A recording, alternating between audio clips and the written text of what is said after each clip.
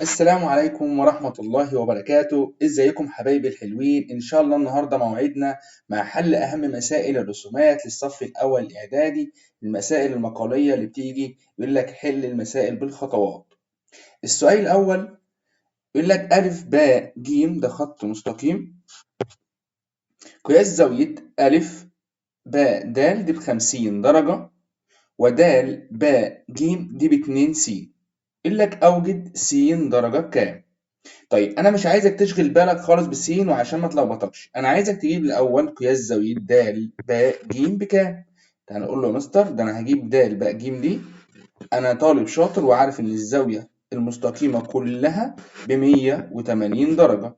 هو اداني حته فيها ب50، يبقى الحته اللي فاضله اقول له 180 الكبيره كلها ناقص ال50 يديني 130. يبقى بدايه كده تروح تقول لي قياس زاويه د باء ج هتساوي 180 درجة ناقص 50 هتساوي 130 درجة.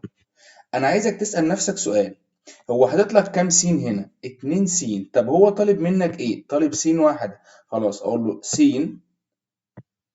هتساوي ال 130 اللي أنا جبتها اللي هي بتاعت الزاوية الكبيرة على عدد السينات. عدد السينات هي 2، يبقى 130 على الاتنين فيها ال65 درجة.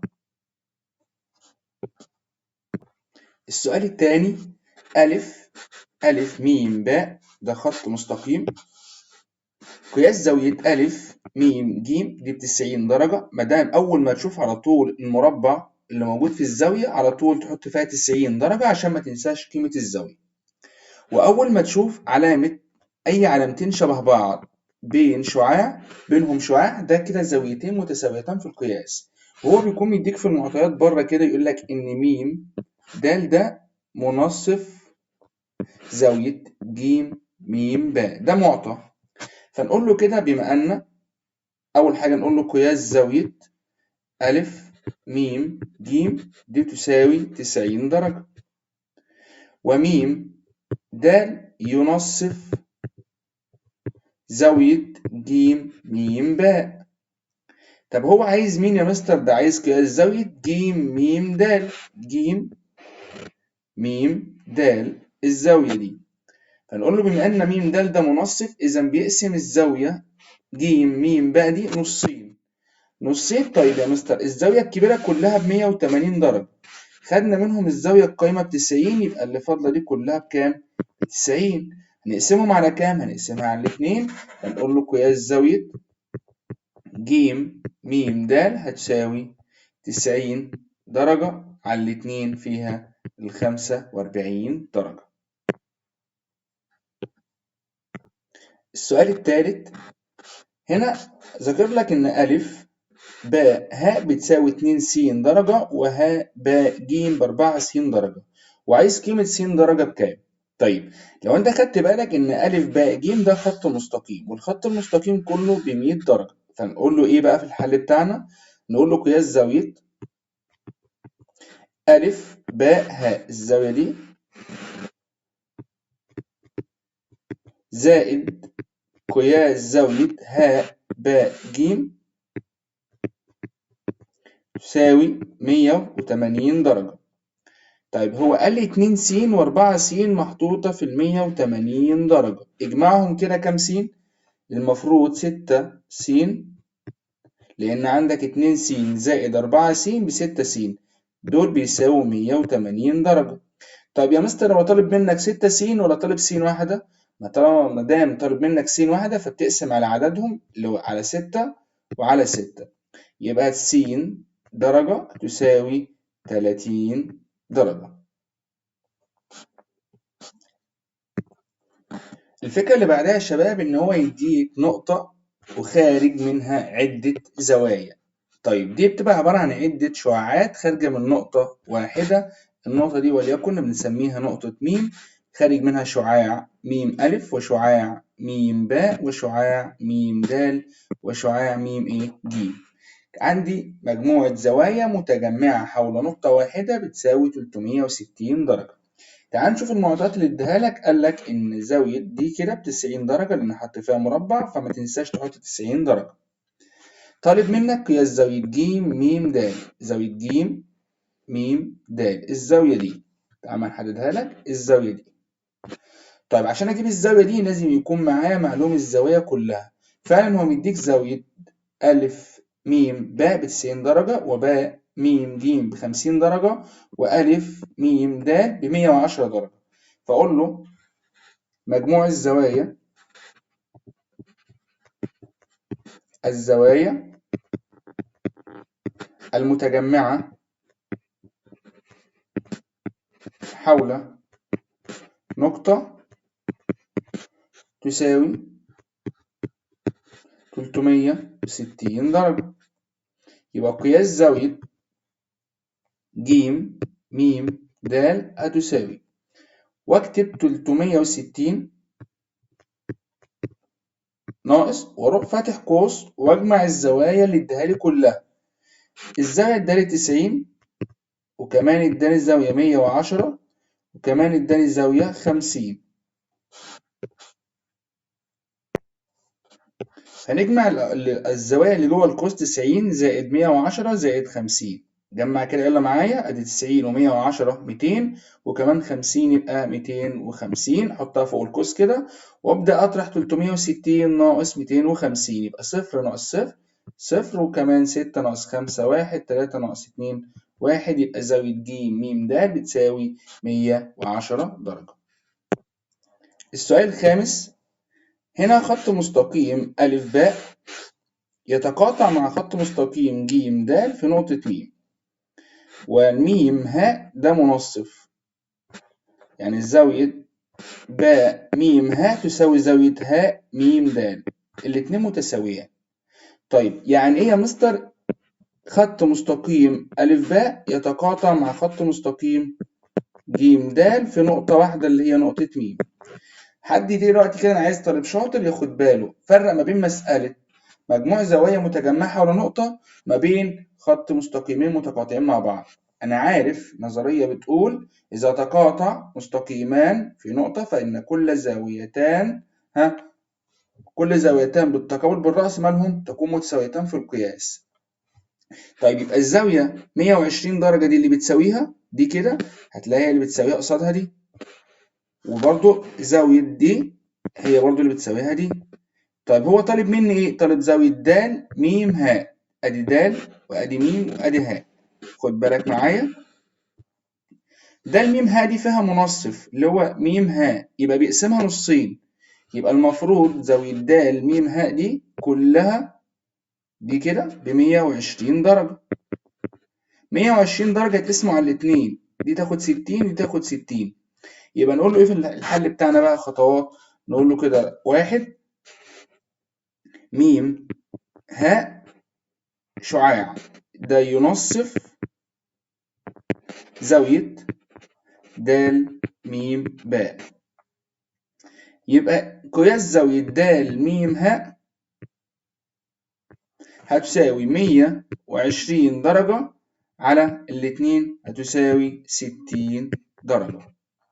يبقى لما يديك خطين مستقيمين متقاطعين مع بعض، الزاوية اللي فوق بتساوي الزاوية اللي تحت، والزاوية اللي على اليمين بتساوي الزاوية اللي على الشمال، ولو كان في منصف فالزاويتين حوالين المنصف مالهم متساويتان في القياس.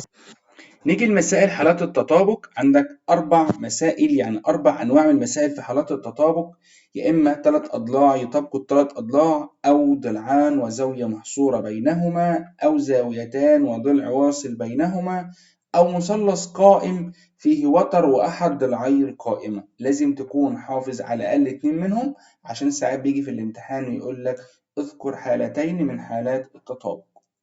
طب هنا عايز اعرف يا مستر هو بيتكلم عن انهي حالة من حالات التطابق. دور كده شوف مديك ايه. لو انت خدت بالك مديك أ ب عليه شرطتين علامة اليساوي، ونفس الوقت ب د عليه شرطتين، يبقى كده في ضلع بيساوي ضلع. كده انت معاك ضلع اهوت. طب ومين تاني؟ وأ ج عليه شرطة وج د عليه شرطة، يبقى كده انا عندي ضلعين متساويين. في الحالة دي يا اما ادور على زاوية بين الضلعين دول، لو موجودة يبقى كده ضلعين وزاوية محصورة. طب لو مش موجودة يبقى لازم يكون في ضلع تالت، والضلع التالت ده أكيد هيكون مشترك. يبقى رقم 1 بعمل 3 شروط للتطابق. أقول له الشرط الأول ألف باء قطعة مستقيمة تطابق باء د قطعة مستقيمة. الشرط الثاني أقول له ألف ج قطعة مستقيمة تطابق ج د قطعة مستقيمة. الشرط الثالث هنقول له باء ج ضلع مشترك.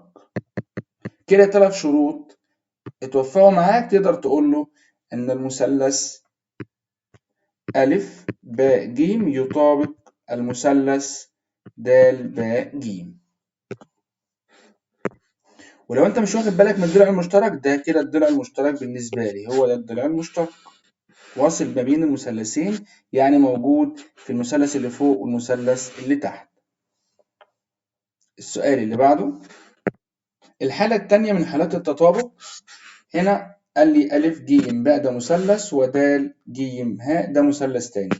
الشرط الأول لو أنت خدت بالك ألف هاء ألف ج عليها شرطتين وج هاء عليها شرطتين، فنقول له الشرط الأول ألف ج تطابق هاء ج.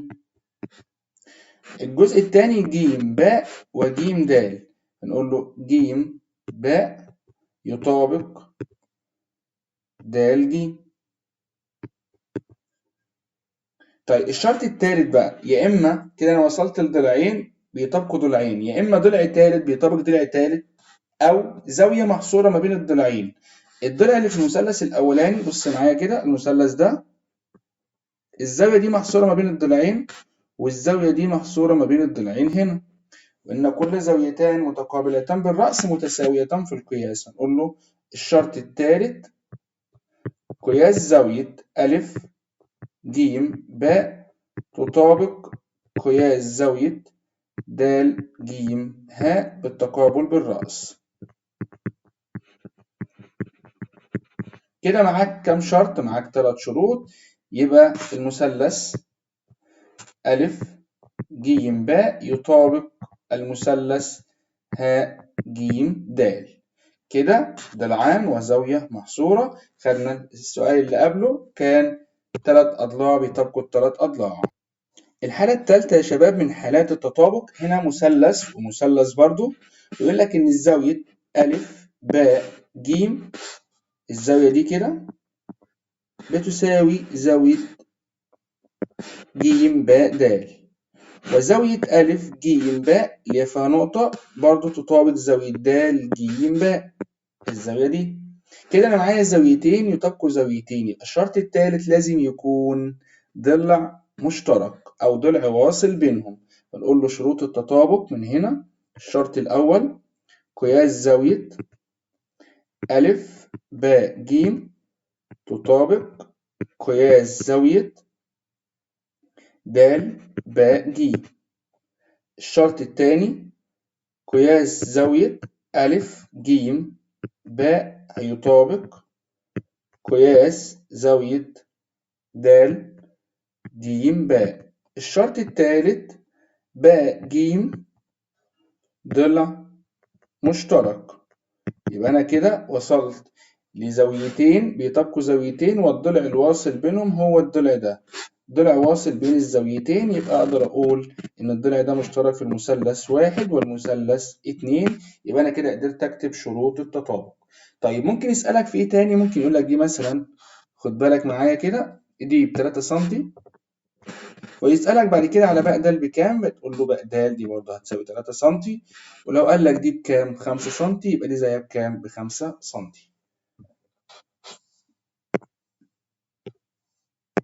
الحالة الأخيرة من حالات التطابق إن هو المثلث القائم يطابق مثلث قائم. طبعا كلنا عارفين إن المثلث القائم يطابق المثلث القائم إذا تطابق وتر وأحد ضلعي القائمة. طيب يا مستر هو بيقول لك هنا اذكر شروط تطابق المثلث ده برضه والمثلث ده. طب أطابقهم إزاي؟ لازما ب3 شروط. الحالة الأولانية في زاوية وزاوية اللي هي الزاوية القائمة، بنقول له قياس زاوية ألف تطابق قياس زاوية د. الشرط الثاني نقول له ألف باء ده ضلع بيطابق باء د ده ضلع. طب أنا كده كتبت شرطين، الشرط التالت اللي هو الوتر المشترك ما بين المثلثين اللي هو الباء ج، ده وتر مشترك ما بين المثلثين، يبقى أقول له الشرط التالت باء ج ده وتر مشترك. يبقى المثلثين، المثلث الأول اللي هو أ باء د يطابق المثلث ج باء د. طيب بدأ يطلب منك مطلوب تاني، أوجد طول ج د. طيب طول ج د هنا هنجيبها ازاي يا مستر؟ تعال نشوفها أنهي واحدة فيهم. بعد ما تكتب التطابق يقول له ينتج من التطابق. إيه اللي هينتج من التطابق؟ إن ج د هيساوي فين ج د؟ أدي ج د الحتة دي هيساوي أ ج، هيساوي أ ج هيساوي 3 سم. طلب زاوية د باء ج، زاوية د باء ج، زاوية د باء ج دي بتساوي قياس زاوية أ باء ج، الزاوية دي. طيب عشان أقدر أجيب الزاوية دي أنا عارف إن المثلث كله كام درجة؟ المثلث كله ب180 درجة. معايا زاوية أ ب90 وزاوية ج ب50، يبقى زاوية باء هتساوي 40 درجة. فنقول له قياس زاوية باء المفروض تساوي قياس زاوية، المفروض ده منقولهاش برمز واحد لأن الزاوية هنا يعتبر مكررة فمينفعش أقولها برمز واحد. فتعالى أقول له شوف نكتبها إزاي مع بعض. هنقول له قياس زاوية أ باء ج هتساوي قياس زاوية د باء ج هتساوي 180 ناقص 90 زائد 50 هتساوي 40 درجة. ده المطلوب اللي هو عايزه. ندخل بعد كده على مسائل التوازي، دي مسائل مهمة جدا جدا جدا ومينفعش الامتحان يخلى منها. هنا بيقول لي إن باء أ شعاع يوازي ج د وقياس زاوية باء ب100 درجة، أوجد قياس زاوية ج بالخطوات. فبنقول له هنا أ باء شعاع يوازي ج د شعاع ج د، وباء ج قاطع لهما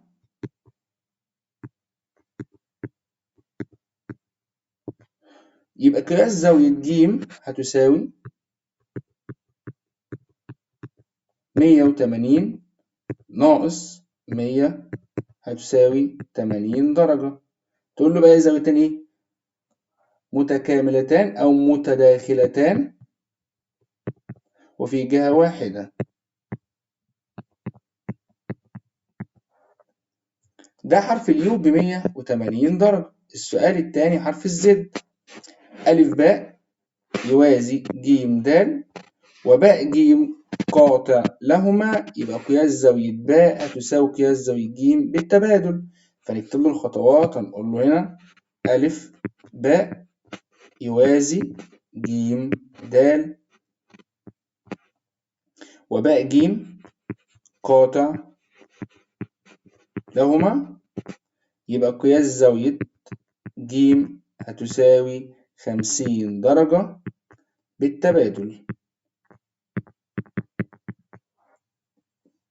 السؤال اللي بعده، هنا بدأت أدخل لك حرف الزد مع حرف اليو، يعني دمج الحرفين مع بعض في مسألة واحدة. طالب قياس زاوية ج وطالب قياس زاوية باء. طيب بص التوازي الأولاني ببدأ دايما من الحرف اللي فيه الزاوية، يعني لو خدت بالك إن هنا حرف اليو ده هو اللي معلوم فيه الزاوية 120 درجة، يبقى هبدأ بالحرف ده. فنقول له د هاء توازي باء ج وج د ده قاطع لهما، يبقى قياس زاوية ج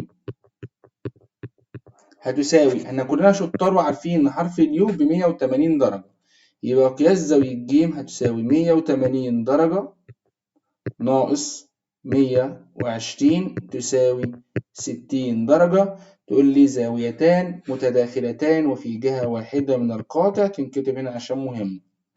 نخش الحرف الثاني اللي هو حرف الزد. هنقول له أ ب ده بيوازي ج د، اعمل فاصلة وباء ج ده قاطع لهما.